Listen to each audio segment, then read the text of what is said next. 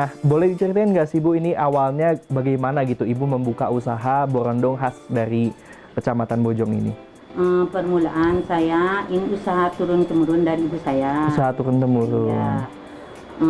Saya mulai usaha borondong, kue borondong tahun 90-an. Mulai tahun 90-an Ibu?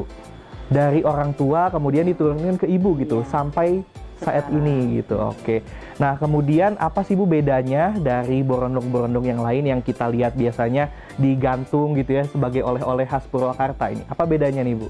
Borondong produk saya dari padi ketan. Padi ketan ya, Iya, bahan padi bakunya? ketannya, bahan bakunya padi ketan yang 6 bulan ditanamnya. 6 bulan? Iya. Harus 6 bulan ya Bu? Iya, kalau istilah nama dulu Pak ketan burayut. Ketan burayut, Iya. oke. Prosesnya sama bahannya padi ketan sama gula aren.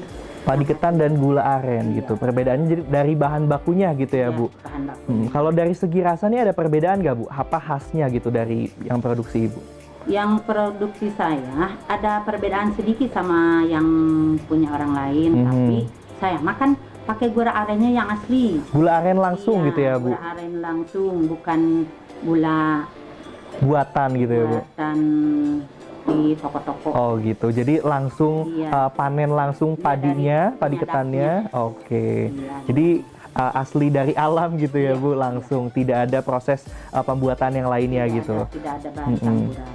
Oke, jadi untuk prosesnya tadi sendiri boleh diceritakan Bu yang tadi kita sudah lihat apa saja dari awal sampai dengan akhir?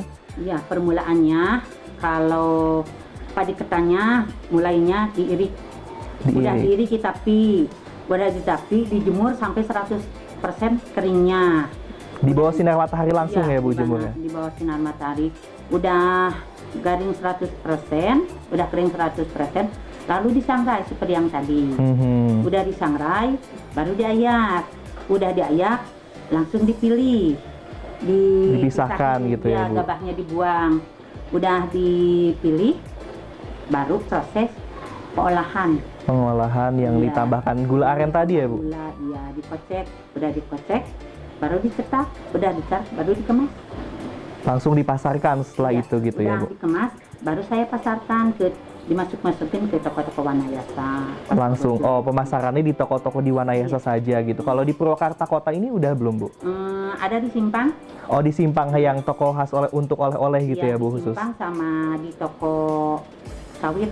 Oh, di Sawit gitu. Iya. Jadi tapi terpusatnya di Wanayasa gitu ya Bu? Di Wanayasa. Oke.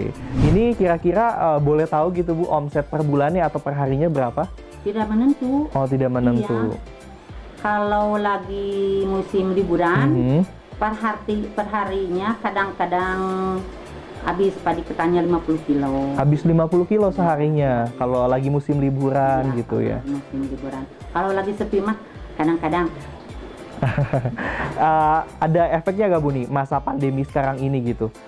Ada penurunannya gitu? Omsetnya penurunnya lebih jauh. Lebih jauh gitu ya Bu? Lebih 50% Mhm. turunnya.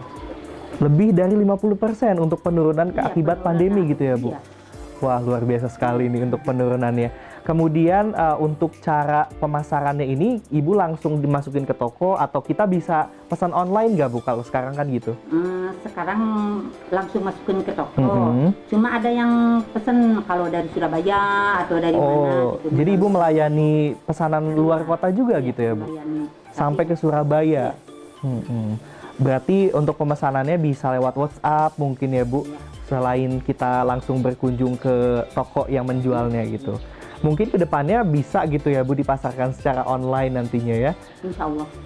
Iya, oke. Nah, kemudian Ibu ini tadi kan dimulai dari tahun 90-an gitu ya, sampai dengan tahun sekarang. Iya. Nah, ada perbedaan proses nggak Bu? Atau sama aja dari tahun 90-an? Sama, dari mulai prosesnya sama, dari mulai tahun 90-an sampai sekarang. Sampai sekarang sama ya? Sama. Oke. Karena tidak ada bahan alat-alatnya. Untuk dari tadi padi ketannya sendiri, itu Ibu tanam sendiri, kebun sendiri, atau dari supply dari orang itu Bu? Supply dari orang lain. Supply dari orang lain. Jadi kita saling berkesinambungan gitu ya Bu, saling membantu juga. Oke, luar biasa sekali ini Ibu, ceritanya sangat inspiratif tadi dari tahun 90-an bisa bertahan sampai dengan sekarang, ini luar biasa sekali. Nah, itu dia untuk interview singkat atau wawancara singkat dengan owner dari Borondong khas Kecamatan Bojong. Tadi nama Borondongnya apa Ibu, maaf? Nama Borondongnya Sawargi. Sawargi, Borondong Sawargi ya. Sobat Cipta TV semua nih, kita bisa menikmati hasil olahan khas UMKM dari Desa Bojong langsung atau Kecamatan Bojong langsung gitu ya, dengan proses produksi yang tradisional bisa dibilang ya Bu, tapi cita rasanya sangat luar biasa enak, khas Kecamatan Bojong, khas Purwakarta. Nah itu dia Sobat Cipta TV untuk warna-warni Kecamatan Bojong Purwakarta. Jangan lupa terus saksikan warna-warni hanya di Cipta TV, selalu di hati.